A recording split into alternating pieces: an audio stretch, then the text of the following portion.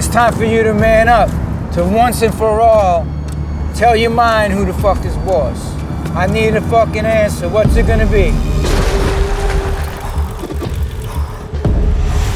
I don't know what it is about this fucking sport, but it attracts people that really need to do deep work on themselves. I failed in this city.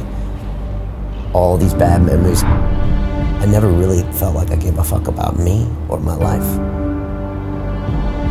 I almost killed myself, like. Think about something that is gonna drive you when it really hurts. Some kind of demon you wanna fight. This is not Pussy Man, this is Iron Man. Under pressure reveals true character. What are you gonna do? You gonna be in Chattanooga May 20th or what?